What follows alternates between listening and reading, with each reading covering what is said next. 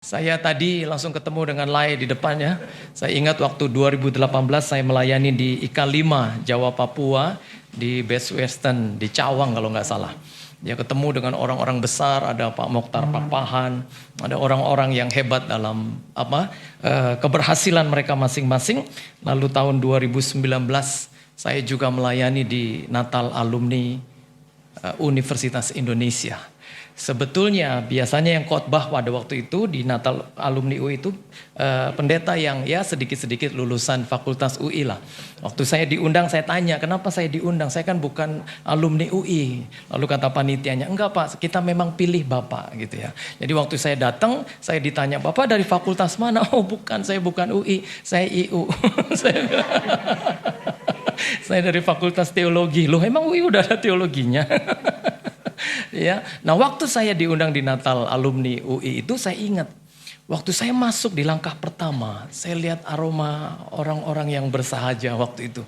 Dan dari hati saya keluar satu kalimat, Tuhan kalau boleh salah satu anak saya bisa masuk di Universitas Indonesia. Lalu saya khotbah dengan ada satu pastor waktu itu. Sampai selesai, sampai berapa tahun anak saya waktu itu masih SD mungkin, SMP kalau nggak salah tahun 2019. Lalu saya lupa dengan doa saya. Ketika anak saya biasanya dia dari SMP sudah mau masuk penabur. Saya bilang sama Melvan, Papa udah siapin kamu masuk SMA penabur lagi ya. Oh enggak Pak, aku enggak mau masuk penabur. Teman-temanku pada ke 68. Ya. Jadi karena sohib-sohibku di situ semua, aku mau masuk sana aja. Lalu saya bilang sama Melvan, loh kalau kamu masuk sana, kamu di penabur aja kadang 10 besar aja, yang ke-9 kata saya. Emang bisa? Bisa Pak kalau aku belajar. Akhirnya dia belajar, diterimalah di SMA 68. Waktu di SMA 68 kelas 1, kelas 2, kelas 3, di akhir dia sudah menyelesaikan sekolahnya, dia bilang lagi ke saya, Pak, aku mau tes di UI. Loh, kapan kata saya? Nanti hari Selasa katanya. Terus waktu dia bilang begitu saya langsung ingat doa saya. Waduh, saya langsung ambil lagi pokok doa saya itu. Saya masuk kamar, saya doa, ya Tuhan saya ingat waktu itu saya pimpin Natal Alumni UI. Saya berdoa minta Tuhan salah satu anak saya bisa masuk UI. Waktu saya tanya kapan ujiannya nak? Nanti Pak hari Selasa. Ya sudah, Mama, Kakak ayo kita antar Evan. Kita doa di parkiran. Akhirnya anak saya jam 4 jalan dari rumah karena harus subuh di sana. Lalu dia ujian, selama dia ujian kami jadi pendoa syafaat, mengangkat cawan doa syafaat kami untuk anak kami. Lalu kemudian dia bilang, Pak nanti lulus pengumumannya jam 3 sore. Waktu udah 2 minggu setelahnya. Waduh, ini pengumuman kita harus doa lagi. Sekeluarga doa lagi, tunduk di bawah kaki Tuhan. Dan akhirnya ada nama Melvan Adrian Parapat diterima di UI. Jadi waktu Tuhan undang saya, walaupun saya bukan lulusan alumni UI, tapi Tuhan mau bilang sama saya, anak kamu juga pasti akan masuk ke Universitas Indonesia. Doanya belum dijawab, tapi Tuhan sudah bergerak. Dia turut bekerja dalam segala perkara untuk mendatangkan kebaikan untuk hidup anak-anaknya. Bapak Ibu yang terkasih di dalam Tuhan, saya mau mengajak kita membuka Alkitab dalam kitab Mazmur. Pasal 103 ayatnya yang pertama sampai dengan ayatnya yang ke-5. Mazmur 103 ayat 1 sampai dengan ayatnya yang ke-5. Mari kita baca bersama-sama bagian firman Tuhan ini. Seberapa banyak Bapak Ibu yang bisa membuka Alkitab, kita baca bersama-sama dengan suara yang keras dalam Mazmur 103 ayat 1 sampai ayatnya yang ke-5. 1, 2, 3 dari Daud. Pujilah Tuhan hai jiwaku, pujilah namanya yang kudus hai segenap batinku. Pujilah Tuhan hai jiwaku dan janganlah lupakan segala kebaikannya. Dia yang mengampuni segala kesalahanmu, yang menyembuhkan segala penyakitmu, Dia yang menebus hidupmu dari lubang kubur, yang memohkatai engkau dengan kasih setia dan rahmat, Dia yang memuaskan hasratmu dengan kebaikan, sehingga masa mudamu menjadi baru seperti pada burung Raja Wali. Demikian pembacaan firman Tuhan bagi kita pada malam hari ini. Bapak Ibu yang terkasih di dalam Tuhan, kitab Mazmur dalam bahasa Ibrani memakai kata mismor. Ya. Nah dalam Alkitab kata mismor ini tidak dipakai dalam kitab Perjanjian Lama. Kata yang dipakai dalam bahasa Ibrani untuk kitab Mazmur adalah Sefer Tehillim. Ya. Apa artinya Sefer Tehillim? Sefer Tehillim artinya juga kitab Mazmur, tapi ada Tehillimnya. Tehillim ini adalah akar kata dari tahlil. Jadi kalau Bapak Ibu belajar, orang-orang di gereja pada waktu itu, orang-orang Yahudi pada waktu itu, seringkali mereka mengucapkan tahlil. Ya kalau tahlil ya tahlilan gitu ya. Itu ada nyanyian la ilaha illallah yang kayak gitu-gitulah. Itu nggak berhenti-berhenti pokoknya sampai mereka puas merasa sudah menyenangkan Tuhan. Ini yang menjadi dasar Daud pernah berkata, "Aku akan memuji Tuhan selama hidupku dan menyanyi bagi Allahku selama aku ada." Nah, pemazmur yang paling disukai pada zaman itu adalah Daud. Kalau Bapak Ibu baca di dalam 2 Samuel 23 ayat 1 dikatakan, inilah perkataan Daud yang terakhir. Tutur kata Daud bin Isai dan tutur kata orang yang diangkat tinggi, orang yang diurapi Allah, Yakub, pemazmur yang disenangi di Israel. Daud itu adalah seorang pemazmur yang diurapi. Sehingga dia disenangi oleh banyak orang. Karena pada waktu nyanyian-nyanyian Mazmur Daud, di situ banyak penyataan-penyataan Tuhan. Ada nubuat, ada penyataan, ada hikmat, ada marifat. Sehingga orang selalu terbakar rohaninya ketika Daud menaikkan Mazmurnya. Dan saya percaya sampai hari ini orang pun mengalami getaran yang sama. Ketika mereka membaca kitab Mazmur dan mengulang-ulang kalimat-kalimatnya, sadar tidak sadar ada mata air yang mulai hidup dalam hidup kita yang membakar gairah kita untuk semakin cinta Tuhan. Nah hari ini apa yang kita bisa dapatkan lewat apa yang Daud katakan di dalam Mazmur 103 ayat 1 sampai 5 ini. Ada 4 hal yang saya catat di sini mengenai pujian. Apa yang dijelaskan oleh bagian ini tentang pujian? Yang pertama, kalimatnya dikatakan begini. Pujilah Tuhan, hai jiwaku. Pujilah namanya yang kudus, hai segenap batinku. Hal yang pertama yang Tuhan mau ajarkan kepada kita, memuji itu harus dari batin bahkan. Ya, bukan hanya sebatas mulut. Tapi Tuhan mau lebih dalam lagi. Ya, dia harus sampai di titik yang paling penting dalam hidup kita, lebih dari hati, batin. Ya, Tuhan gak pernah minta setengah dari hidup kita. Ketika dia mau kita ikut dia. Tuhan gak pernah minta kita setengah hidup, setengah kekuatan, setengah akal budi, setengah jiwamu, enggak. Tuhan minta segenap. Dan kalau Tuhan minta segenap, itu gak bisa dari mulut saja. Gak cukup dari hati saja, bahkan batin yang berbicara lebih kuat dari hati, itu Tuhan mau. Lahir dari situ pujian kita. Sehingga kalau kita belajar tentang bagaimana cara menghadirkan Tuhan yang paling mudah, bukan dengan uang, bukan dengan hebat, bukan dengan kaya, bukan dengan pangkat. Cara yang paling mudah untuk menghadirkan Tuhan adalah dengan pujian. Alkitab katakan Allah bersemayam di atas pujian yang kita naikkan. Ada kehadiran Tuhan dalam pujian kita. Sehingga kalau Bapak Ibu susah, nyanyikan pujian, Tuhan akan hadir. Kalau Bapak Ibu sakit, nyanyikan pujian, Tuhan akan hadir. Sepanjang saya melayani Tuhan, sepanjang itu saya dapati bahwa kadangkala Tuhan menjawab doa orang sakit itu dengan 3 jawaban.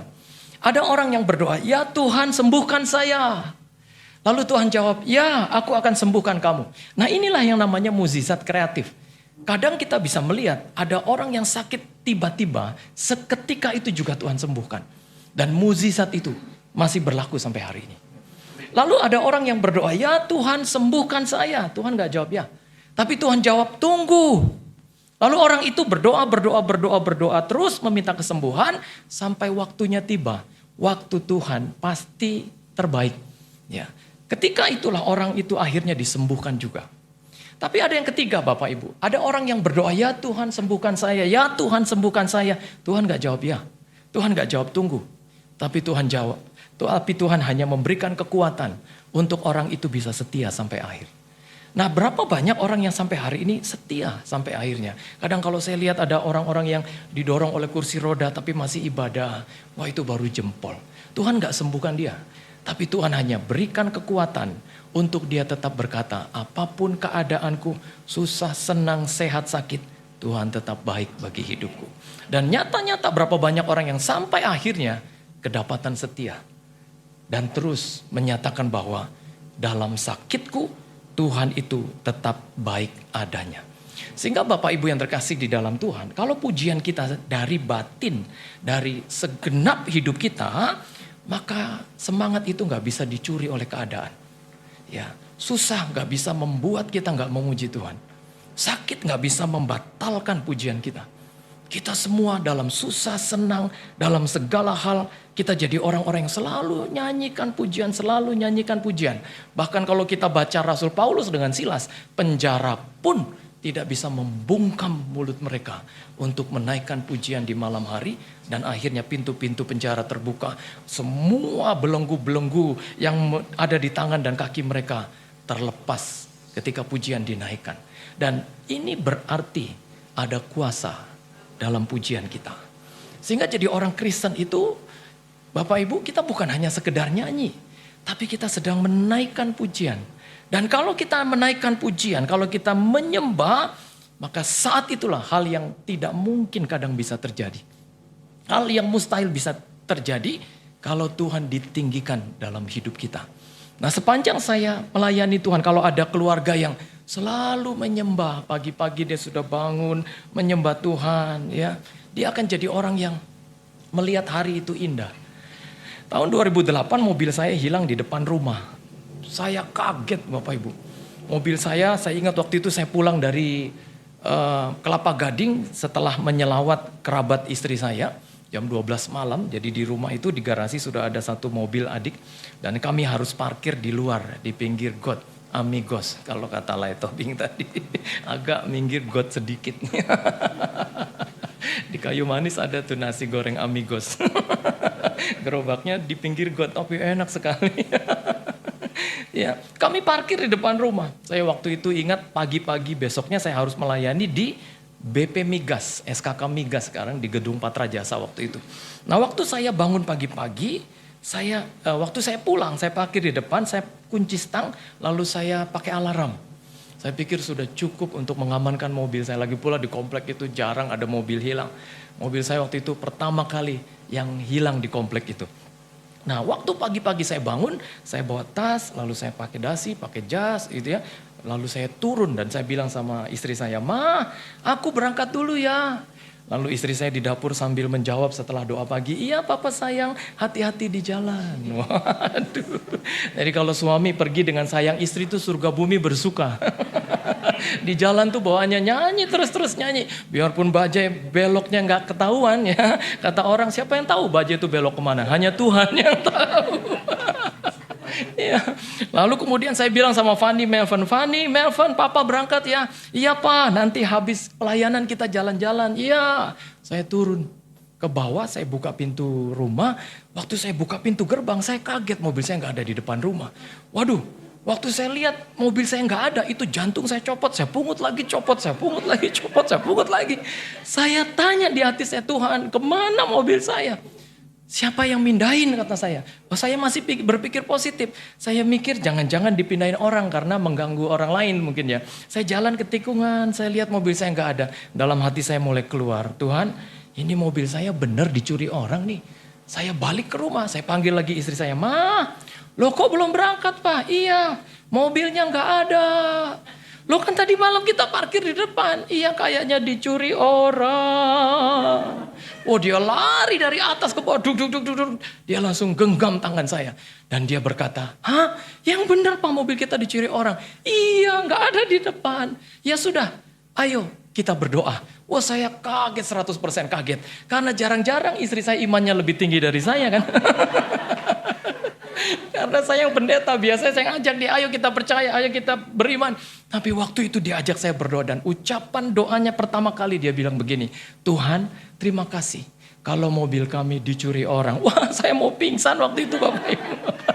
Mobil hilang masih bisa bilang terima kasih. Lalu saya jalani hidup, saya naik angkot, mikrolet. Kadang naik mikrolet tuh kita udah banting pintu, abangnya masih suruh banting loh. "Banting lagi pak, yang bener, ntar copot nih." "Enggak, banting beneran." Saya buka lagi, bubrak gitu, saya ajak kaget. Dan dari mikrolet itu saya lihat langit juga masih indah ya. Langit juga masih biru ya Tuhan, saya baru tahu.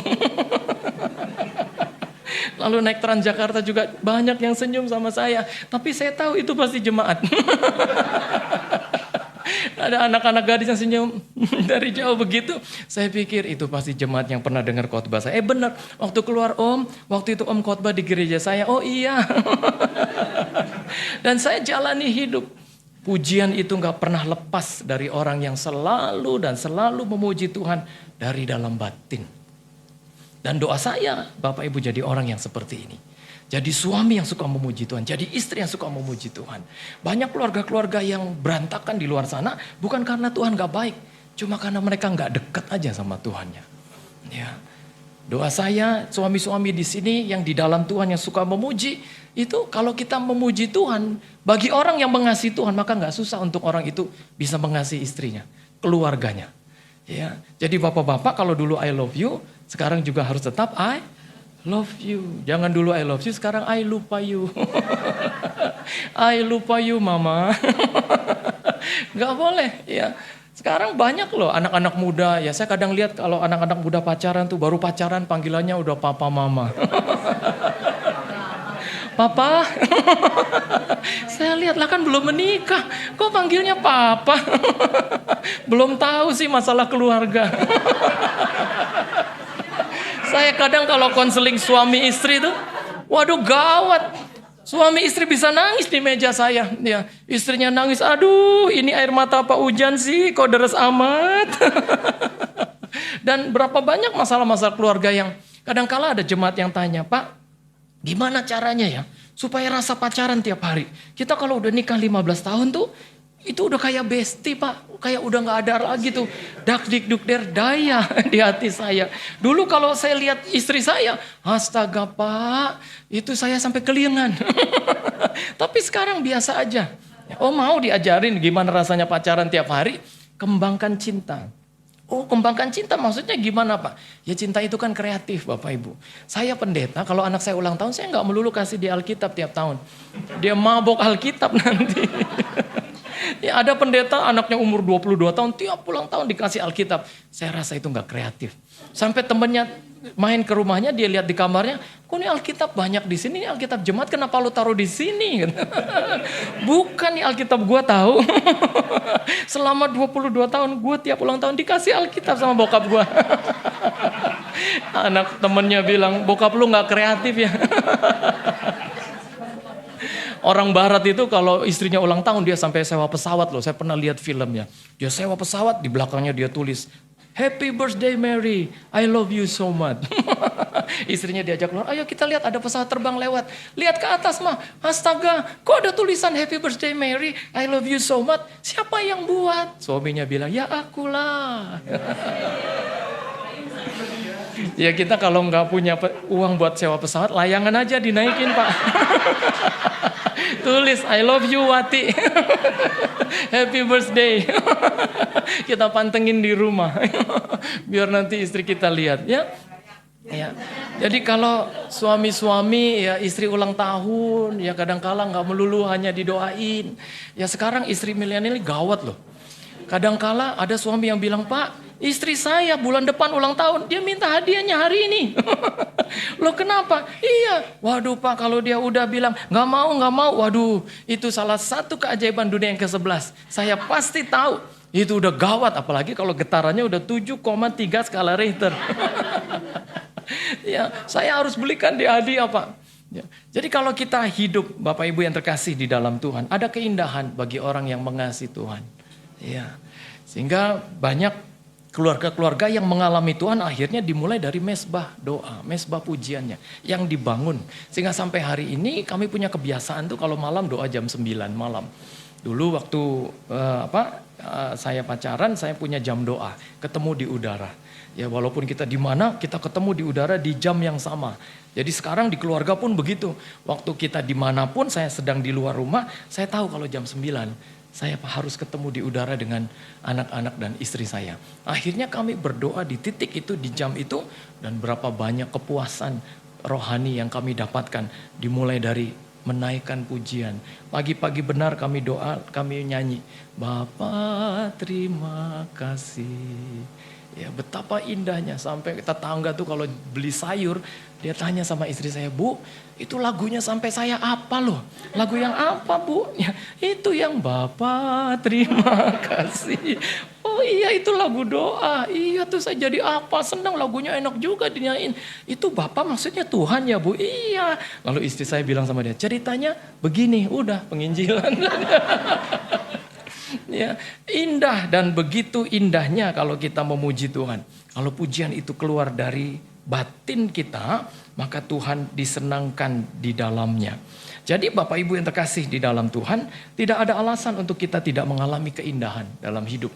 Caranya adalah hadirkan Tuhan dalam pujian kita. Nyetir mobil memuji Tuhan, masak memuji Tuhan, dalam segala keadaan nyanyi. Ya, kayak Lai tadi, waduh, saya lihat udah bertahun-tahun tuh tangannya dipakai untuk begini. Itu kan hebat. Lagunya juga bagus-bagus. Waktu di IK5 nyanyi lagu Haleluya. Waduh, itu saya kayak rasa di surga. Padahal di Cawang. itu kursi-kursi kayak bergetar gitu. Ya, Pak Mokhtar Pak Pahan juga walaupun udah tua, dia gentakan kaki begitu. Karena lagunya tuh begitu super power gitu ya. Satu gedung itu penuh dengan nyanyian yang luar biasa. Ya, glory, glory, haleluya. Waduh, dahsyat. Bagi orang yang suka memuji, hatinya akan selalu terpaut dengan Tuhan. Ya. Jadi saudara yang terkasih di dalam Tuhan, jadilah orang yang memuji Tuhan dari segenap batinmu. Lalu yang kedua saya temukan di sini, apa yang dijelaskan oleh Tuhan mengenai pujian dalam bagian ini. Hal yang kedua, di ayat yang kedua. Pujilah Tuhan hai jiwaku, dan janganlah lupakan segala kebaikannya. Tuhan mau jelaskan kepada kita, kenapa kita memuji Tuhan? Agar kita tidak lupa ada Tuhan yang baik yang selama ini mendukung hidup kita. Supaya kita nggak lupa kebaikan Tuhan. Kalau Bapak Ibu dan saya mempelajari hidup di tengah pandemi ini, siapakah kita yang bisa bertahan sampai hari ini? Kalau bukan karena Tuhan, kita ini nggak ada apa-apanya. Mungkin kalau bukan karena anugerahnya, kita juga sudah lama nggak ada di sini. Ya, kita ini mungkin sudah nggak ada Bapak Ibu. Tapi karena anugerah yang masih berlaku sampai hari ini, maka inilah yang dikatakan kesempatan. Dan kadang kesempatan itu nggak datang 2 kali. Kesempatan itu kadang jadi kairos yang menjadi momen yang kita nggak tangkap. Kalau kita nggak tangkap, dia akan lewat begitu saja. Dan nyata-nyata Bapak Ibu adalah orang yang menangkap kairos Tuhan itu. Sampai hari ini kita tidak pernah ditinggalkan. Kadang kalau saya melihat orang-orang yang terpapar COVID dan mengalami maut dalam pandemi awal-awal dulu, saya teringat bagaimana orang cerita gitu ya. Dia cerita, si ini meninggal karena COVID. Tiba-tiba berapa bulan kemudian orang yang cerita, dia akhirnya juga mengalami nasib yang sama. Nanti kita cerita lagi di depan, waduh, bagaikan taruhan nyawa tiap hari. Demikianlah hidup kita di dalam pandemi yang kita lewati sampai hari ini. Nah, ketika kita belajar tentang hidup yang ada dalam kebaikan Tuhan, sehingga nyatalah semua karena anugerah, semua karena kasih karunia yang diberikan Tuhan kepada kita yang tidak pernah berhenti atas hidup kita. Sehingga Bapak Ibu, kalau kita masih main-main dengan hidup, ya, kita jadi orang yang kurang beruntung nantinya. Orang Jawa berkata hidup itu bagaikan minum jamu. Sepahit-pahitnya jamu, kalau kita harus meminumnya, maka kita harus minum jamu itu. Hidup itu pahit dan kita nggak bisa lari dengan pahitnya hidup. Kita harus hadapi, jalani. Sampai hari ini kita adalah orang-orang yang berjalan dalam segala keadaan yang begitu berat, tapi kita bisa sampai di sini. Lalu kata orang India, hidup itu bagaikan orang yang menari-nari. Sehingga orang India nggak bisa lihat tiang, nggak bisa lihat tangga, nggak bisa lihat jembatan, dia pasti joget di situ. Kenapa demikian? Artinya adalah apapun yang terjadi, biarlah kita jadi orang-orang yang tetap bisa menari-nari dalam segala keadaan. Susah, senang, sehat, sakit. Dalam segala hal kita tetap seperti kata Habakuk. Beria-ria di dalam Allah yang menyelamatkan kita. Nah, kata orang Batak, hidup itu memiliki saudara. Sehingga orang Batak itu saudaranya banyak. Ada Dalihan Natolunya. Ada Amang Boru, nah tulang, Bapak Udah, waduh lengkap. Jadi kalau ada orang Batak di satu RT dia sendiri, memang dia sendiri. Tapi kalau ada apa-apa dengan dia, itu segerobak gerombolan orang Batak. Bisa datang ke tempat itu. Bapak Ibu akan kaget dan bilang, gue kirain dia sendirian, gak taunya saudaranya banyak. Nah itulah orang Batak. Sampai orang Batak tuh kalau mau merantau, Ya kita kalau tanya modalmu apa buat merantau? Sudah ada tulangku di sana, amannya aku. Jadi hanya karena ada tulang di Tanjung Priok, dia pasti berangkat ke Tanjung Priok. Karena dia tahu kalau ada tulangku, semua pasti beres. Ya. Lalu kemudian kata orang Tionghoa, hidup itu bagaikan mendapatkan rejeki yang besar. Jadi kalau Bapak Ibu dan saya masih hidup hari ini, inilah rejeki terbesar kita. Ini untung terbesar kita. Kalau kita masih bisa bernafas, kalau jantung kita masih berdetak, kalau kita masih bisa mengalami semua keadaan sampai hari ini. Kita jadi orang yang beruntung, Bapak Ibu. Bayangkan pandemi begitu susahnya. Kadang kalau kita lihat dompet gaji 1 koma, tanggal 1 sudah koma, masih hidup sampai hari ini, itu luar biasa. Kadang kalau kita lihat kita bukan siapa-siapa, tapi kita bisa melewati semua keadaan. Wah, bukankah itu adalah kasih karunia? Tuhan kita adalah Tuhan yang terlalu baik. Dia jaga kita pada waktu kita hidup di dunia. Dia juga menjaga kita pada waktu kita ada dalam kekekalan kita nantinya. Sampai tuntas, bukan sampai di sini. Tapi sampai selama-lamanya. Saya pernah ke Israel. Saya tiba di makam Lazarus. Orang yang sudah dibangkitkan Tuhan sesudah dia 4 hari mati di Betania. Waktu saya memimpin rombongan, saya sampai di makam Lazarus. Bapak Ibu tahu makam Lazarus itu bukan seperti makam orang Indonesia yang digali 2x1 lalu jenazahnya ditaruh dan diuruk dengan tanah. Makam Lazarus orang-orang Timur Tengah makamnya itu adalah satu ruangan. Nah waktu saya tiba di sana rupanya apa yang saya baca di Alkitab tidak seperti apa yang saya lihat langsung pada waktu itu di Betania. Waktu saya masuk ke pintu makam Lazarus, saya langsung berteriak di situ. Haleluya! Lalu semua jemaat peserta saya bilang, Abuna, apakah Abuna melihat Tuhan? Enggak, kata saya. Terus ada apa? Saya baru ngerti rupanya makam Lazarus itu seperti ini. Bapak Ibu tahu apa yang terjadi? Makam Lazarus itu baru membuka pintunya. Kita langsung lihat ada 24 anak tangga turun ke bawah. Dan jenazah Lazarus diletakkan di lantai yang paling bawah. Sehingga pada waktu saya ada di situ, saya ingat waktu Yesus panggil Lazarus.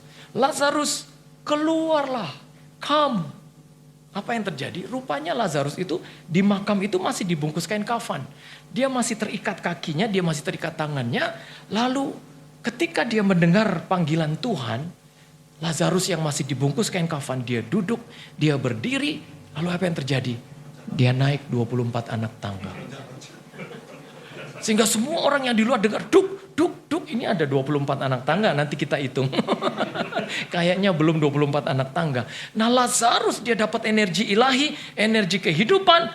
Dia naik Bapak Ibu. Dan waktu dia keluar semua orang kaget dan melihat Lazarus sudah hidup. Dan Tuhan bilang lepaskan tali yang mengikat kakinya. Buka tali yang mengikat tangannya. Dia sudah hidup. Siapakah yang bisa membangkitkan orang seperti ini? Kalau bukan Tuhan Bapak Ibu dan saya. Kita harus berikan tepuk tangan untuk Tuhan Yesus. Haleluya. Dia Tuhan yang luar biasa. Orang yang mati saja dibangkitkan. Lazarus saja dibangkitkan seperti itu. Masakan dia tidak bisa bangkitkan ekonomi kita. Keuangan kita, keadaan kita, keluarga kita gak bisa dipulihkan. Dia Tuhan yang terlalu bisa untuk melakukannya. Sehingga jangan lupa kebaikan Tuhan. Kalau hari ini kita bisa ada. Ini semua karena kebaikannya. Lalu yang ketiga, apa yang Tuhan ajarkan lewat bagian ini? Hal yang Tuhan ajarkan tentang pujian yang ketiga adalah pujian membuat kita memiliki hati yang lapang. Sehingga kalimatnya dia yang mengampuni segala kesalahanmu, yang menyembuhkan segala penyakitmu. Dan yang menebus hidupmu dari lubang kubur, yang memahkotai engkau dengan kasih setia dan rahmat. Hal yang ketiga adalah kalau kita suka memuji, maka hati kita lapang, kita gak sulit untuk mengampuni kesalahan orang. Bagi orang yang dekat dengan Tuhan, mengampuni orang lain itu adalah merupakan sesuatu yang bisa dia lakukan. Kita bukan gak bisa, kita bisa Bapak Ibu. Adakah di antara kita yang masih menyimpan satu nama saja di hati kita yang gak bisa kita ampuni? Kita bilang sama Tuhan, saya gak bisa lupakan kesalahannya Tuhan. Hari ini saya mau katakan, kalau orang dunia katakan, lu bodoh mengampuni dia. Udah dikecewakan, udah ditipu, udah difitnah. Masih aja lu mau memaafkan dia. Wah lu salah lu, itu prinsip yang salah. Dunia bilang kita Salah kalau kita mengampuni kesalahan orang. Karena kejahatan bagi dunia harus dibalas dengan kejahatan. Ya, fitnah harus dibalas dengan fitnah. Tapi di dalam Tuhan tidak begitu. Ya, mengampuni itu adalah merupakan sebuah prestasi. Kalau Bapak Ibu membenci, tidak ada piala untuk orang yang membenci. Karena kebencian itu bukan prestasi, mengampuni itu baru prestasi. Kalau Bapak Ibu bisa mengampuni kesalahan orang, maka saat itulah Tuhan dimuliakan dalam pengampunan yang kita berikan kepada orang yang kita maafkan. Alkitab bilang kasih itu menutupi banyak sekali dosa. Kenapa demikian? Bukan berarti kita kompromi dengan dosa. Tapi artinya kasih yang kita beri itu menutupi banyak kesalahan orang. Kita melupakan kesalahannya. Kita mengampuni apa yang dia lakukan. Dan kita jadi orang yang lega, kata Alkitab. Kalau kita diampuni, maka kita pun harus mengampuni kesalahan orang lain. Sehingga hidup sebagai orang Kristen itu gak gampang Bapak Ibu. Akan ada banyak tantangan yang kita lewati dan saya percaya kita pasti menjadi juaranya.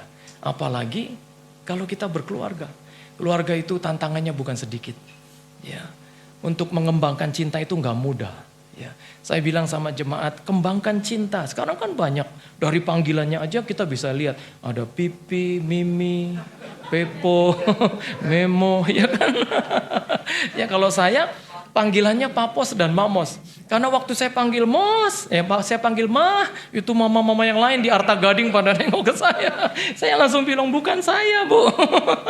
Sejak itu saya bilang, panggil aku Papos, aku panggil kamu Mamos. Jadi kalau ada orang di tempat keramaian ada bilang, Pos, itu saya tahu itu pasti istri saya. Karena nggak ada istri orang lain yang panggil panggilan suaminya begitu, kecuali istri saya sendiri. Ya, saya pernah lihat ada seorang ibu panggil suaminya begini di gereja loh. Waduh, itu saya kaget lihat ada istri panggil suami begitu. Bayangkan udah gitu suaminya dengar terus dia bilang lagi, iya mah, iya mah. Rupanya dalam pikirannya tidak ada istri yang seperti itu kecuali istrinya sendiri. Aduh Bu, masa panggil bapak cuma gitu aja? Jangan dong panggil papa kek, sayang kek. Terus dia bilang apa? Aduh Pak, suami saya itu gak mau dipanggil sayang. Karena bagi dia makanan yang jatuh belum 5 menit pun dibilang sayang belum 5 menit. Jangan dong panggil Hani kek. Bapak jangan mau dipanggil begitu. Saya punya teman warga Simanjuntak. Ya karena udah deket saya panggil selalu gitu. Simanjun. Kadang-kala gitu aja dia udah datang. Iya bentaran. Tapi itu teman saya. Jangan Bu. Pak di rumah kadang begini aja dia udah datang. Gak boleh ya. Ada banyak cara manggil saya kayak Hani ya. Ya. Sehingga kalau kita masuk dalam masalah keluarga belum masalah panggilan ya. Udah banyak yang kayak begitu. Kemarin di gereja itu saya temukan satu kertas ya. Dan waktu saya baca itu saya tahu itu punya ibu-ibu yang habis beribadah di gereja itu. Dan saya lihat tulisannya. Pensil alis 30.000. Catok rambut 127.000. Gawat bulu mata 45. Saya tunjukin ke majelis, ini pasti punya ibu, waduh kasihan juga suaminya. Bayangkan segala macam tato alis. Ya catok rambut segala macam. Nah ini bagi anak-anak muda nih. Hai Kejora kelompok jomblo ceria. Jonathan ya jomblo tanpa mantan. Ya, percayalah ada Tuhan dalam hidup kita. Jadi kalau kita hidup di dalam Tuhan, maka Tuhan itu nggak pernah tinggalkan kita. Ya, Dia Tuhan yang baik, Tuhan yang paling mengerti kita apa adanya. Sehingga kalau kita hidup sebagai orang Kristen, kita sudah berkeluarga, maka hidup itu nggak gampang. Hidup itu harus disertai dengan iman dan percaya kita. Dan kita bangun dalam segala hal yang baik yang kita bisa lakukan untuk memuliakan Tuhan dalam hidup kita. Dan mengampuni adalah satu hal yang bisa kita dapatkan ketika kita dekat dengan Tuhan dan memuji Dia. Lalu yang terakhir Bapak Ibu, apa yang Tuhan mau katakan tentang pujian dalam bagian ini? Yang Tuhan mau katakan dalam bagian ini tentang pujian adalah ketika kita memuji Tuhan, kita adalah orang-orang yang akan dipuaskan dalam hasrat hidup kita. Ada kepuasan Dikatakan di ayat yang kelima, Dia yang memuaskan hasratmu dengan kebaikan sehingga masa mudamu menjadi baru seperti pada burung Raja Wali. Ya, orang yang kelihatan muda terus tuh, ya orang yang suka memuji. Ya. Kadangkala Bapak Ibu kalau saya pelayanan gitu ya, rasanya masih sweet 17. Pulang kecapean lihat KTP udah sweet 7 up. Saya bilang sama istri saya, akhirnya kita tua juga ya Ma. Istri saya tuh kalau beli baju dia berdiri, Papa aku kelihatan lebih muda kan. Saya bilang, kamu bukan lebih muda tapi pernah muda.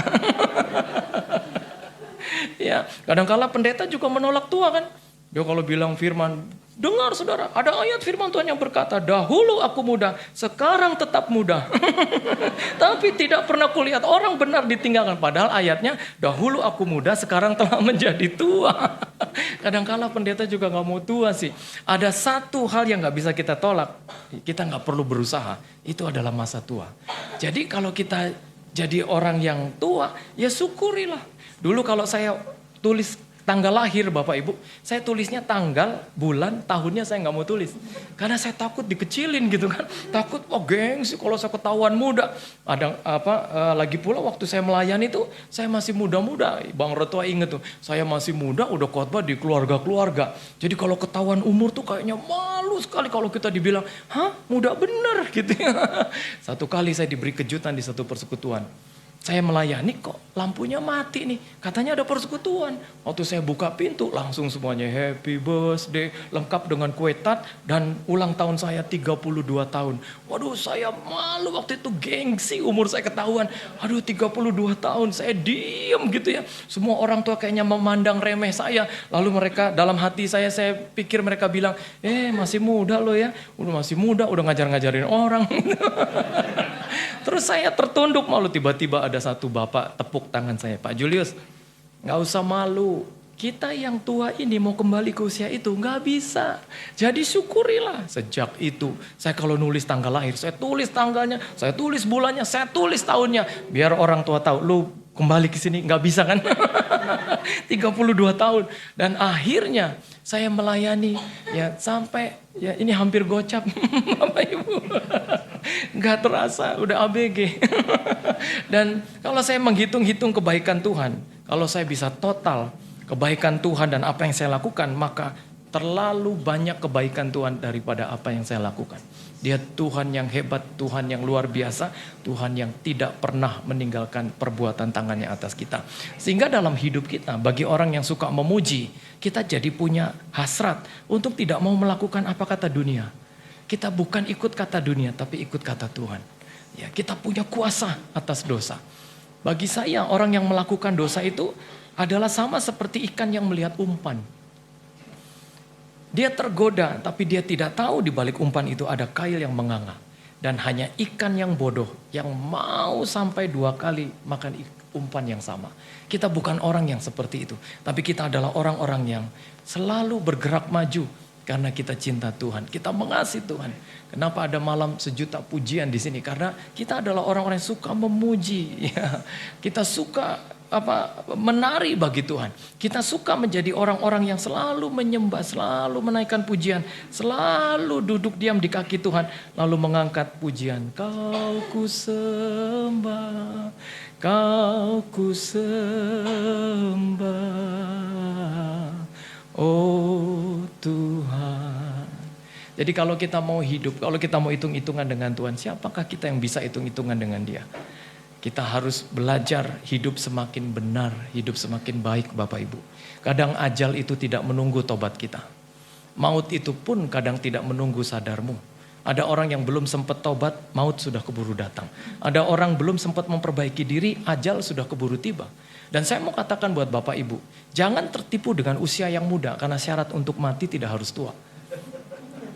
Jangan juga tertipu dengan badanmu yang sehat, karena syarat untuk mati pun tidak harus sakit. Ada orang sehat hari ini, besok bisa gak ada. Dan terlalu sering saya lihat pengalaman seperti itu. Sampai saya bilang, ya Tuhan, baru tadi malam ngobrol sampai 2 jam, pagi-pagi kita sudah bisa bilang debu kembali kepada debu, manusia kembali kepada penciptanya. Terlalu ngeri kalau kita masih main-main dengan Tuhan. Kalau kita masih bisa menikmati anugerah sampai seperti ini. Kita jadi orang yang beruntung kalau kita tahu tentang makna hidup itu Bapak Ibu. Saya tutup khotbah saya dengan kisah di Tiongkok.